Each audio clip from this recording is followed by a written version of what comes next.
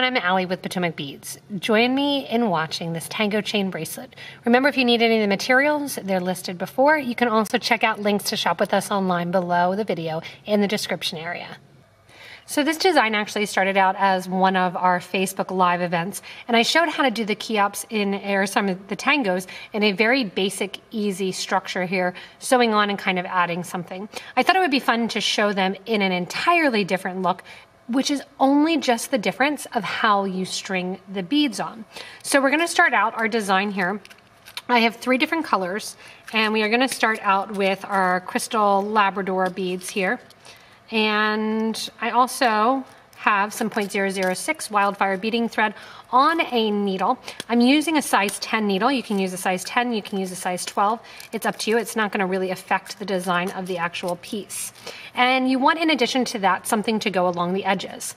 Here in the original sample, there's just 3 11 seed beads, which you can continue with. In my example that I've started over here, I have Rizos going along with that same look of that jet Picasso. So I have that jet silver Picasso and that same look going on in the actual Rizo beads, which is are basically an elongated drop. So how you pick up your tango bead is going to affect the look of the design. Whether or not you want to keep it very simple like this and have the tangos kind of have that mountain look up and down, or if you want to get a little bit more technical and go side to side. We're going to be grouping them with 4 of our color per tango at a time. I have that white baby blue, the crystal Labrador full, and the jet Picasso. For this design here, we are going to be leaving about 10 inches of thread.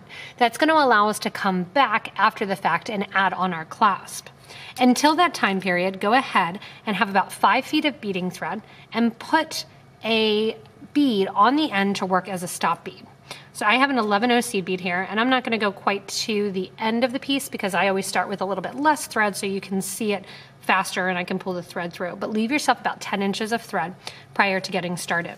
So in this design here, I went through the long end of the tango, coming out towards the flat side where it is 2 holes along that flat edge. In the design that we'll be doing, we're going to actually be going through the skinny side of that tango bead. And when we go through the skinny, we're going to go through the skinny side of the tango bead, and we are going through and starting where it's flat and coming out where it's on that nice angle. So that's how you're going to know exactly where you're going and what you're coming out of.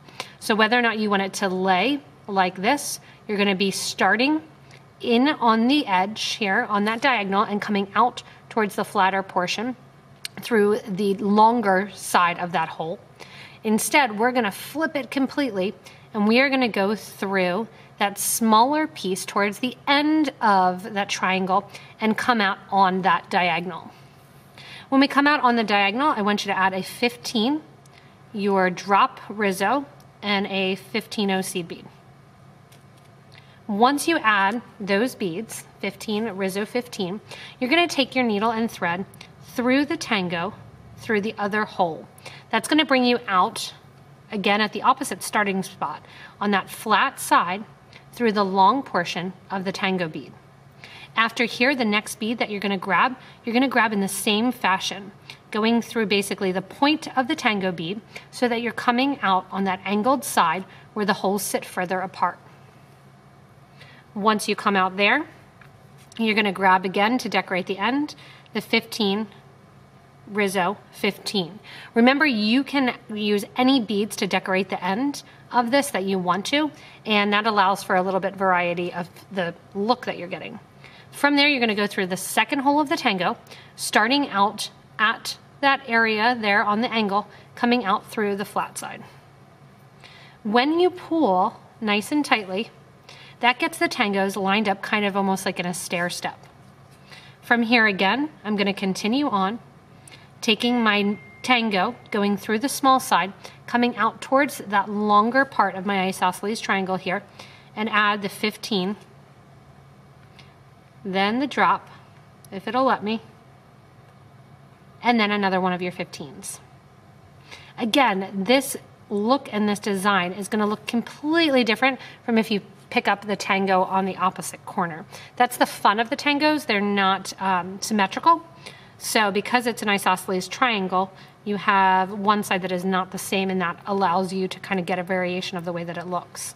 From there, you're going to come back down the piece, back down through that empty hole, and you get that next triangular one in place. From here then, you can see we're starting kind of that stair stepping with our Rizos hanging out towards the side. Again, pick up your next design, going through the short portion of the tango, coming out towards that long portion, adding on whatever your beads may be, whether or not it's 3 11s, a teardrop and 11s, whether or not it's 15s and these Rizos, it's up to you. From there, I'm sewing back down through the tango bead again, which is going to bring me out through the flat side, through the longer piece of the hole. That next one is in place there. And just kind of turn it on your piece so that way you make sure that when you're looking at it, you have a nice flat line, straight line going down through the center of the design. After 4 beads, I want you to go ahead and switch to an alternative color. I'm going to pick up the Jet Picasso and go through again through that little skinny area, come out the end, adding in my 15, and then my Rizzo, and then my 15. Push that down towards the project, go back through that open hole towards the center of your design, and give a nice tight pull so the next one lays in place. Again, you're always going to see that flat line going right along down through the middle. And then once you get done that one, you go ahead and add the next bead into the line. So once you have the actual distance of the chain that you want, when you're coming out of the last tango bead, what you want to do is add on your clasp. Whether or not you're kind of at the start or the finish, you can see basically where you're coming out of if you're at the start or the finish. Here, while I'm at the end, I figured I might as well add the button, and then we'll go back to the beginning and add the loop for the button. You can add any sort of clasp for this kind of up to you. Coming out of my last tango bead, what I'm going to do is go ahead and add in 3 of my 15-0 seed beads, since those are what I have on my mat. I have a crystal vitriol cup button I'm going to add onto the project. Coming out the center, you can either add 3 15s, you can add your 3 11s, you can add your 3 drops, you could put a Rizzo in, and then you're going to go down through the other side of the button. If you do have a metal clasp that you want to use, a lobster, anything like that, make sure that you're going to use a wire guard prior to putting that on. From here, I'm going to use 3 seed beads again, and I'm going to go back into the same hole of that same tango bead. That's going to pull the button kind of right there off to the side, but I want to keep it close because I want it to look like part of the project. Basically what we're going to do now is we are going to go back through here. I'm going to sneak out after that first hole of the tango. And coming out that first hole of the tango then, I'm going to add 2 more of my 15s. I'm going to go up through the 3 seed beads that are sitting closest to my thread and needle. Easier said than done sometimes. And we're going to reinforce this clasp. Anytime you have a clasp or a closure, you want to make sure that you have more than 1 thread going through it. This is the area where you're going to have tension, where you're going to have the most kind of pull and wear and tear. So you always want to make sure to reinforce with multiple threads where your clasp is. Going on here too then, I'll go through. Coming through the first 2 seed beads is usually a little bit easier. We'll bring our needle out after the first 2. And then I'll drop through the 3rd seed bead as well as through the button and come down on the other side. After I come down through the back of the button there, what I want to do is go through those 3 seed beads. And then I'm going to basically reverse through the project a little bit. If you want to, you can actually go in now and kind of go back along the project, add some stuff in or jump around. I'm going to go back and, using my thread and needle, basically re-sew through a couple tangos back. I'm then going to knot off the thread and finish off the design. So basically there I'm going back through that tango, going back through the seed beads along the side. With my color thread, with this gray thread that I have, you really aren't going to see it. So if you want to, you can even kind of skip. But I'm going to go back through again till the end of my gray, till the end of that silver, prior to my jet beads. And from there, then again, I will tie off the thread.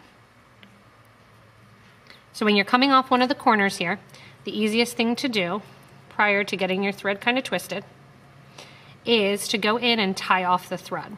So we've already gone back through a couple beads. Go underneath the bridge thread, which is where one of the threads kind of connects to the next bead. Make a knot. This is going to be a sewer's knot. You sew through that sewer's knot once and then twice, and give a nice tight pull to tighten up that little thread end. I'm going to take this thread and needle to another position on my project and then burn it down. This is a great way to not by accident burn any of the other threads that are in your project. It's nice if you take it back away from the actual knot where you just made and then burn that down. From there, we're going to flip to the other side and make our loop on the other side of the project here to go into our button. Again, if you have a regular clasp, you want to grab your wire guard and get ready to attach that side as well. Going to the other side then, what you're going to do is add a bunch of your 15 seed beads. I have about 32, I think, on here. And then I'm going to come back down through the last 115. As well as go through the tango. Just like we did on the other side, we're going to kind of back through the tango. And that's going to give us an opportunity to reinforce this loop that's going to be for the button. So I'm going back through the tango, through that bottom hole, and coming out. Again, I'm kind of skipping over those seed beads. You can go through the seed beads if you want. Going in then and adding in 2 more of your 15s. And then coming up through that 15-0 that we shared the thread through. So we went back through that first 15 and then the whole way back through this loop. So you're going back through every 15-0 seed bead. If you want to, you can also do a little bit of a peyote stitch look and get a little bit more going on with the clasp. You can add in some of those fun Rizos if you want. Just a word to the wise, I would add the Rizos in towards the end and not too close to the tangos because you don't want to have them break at all.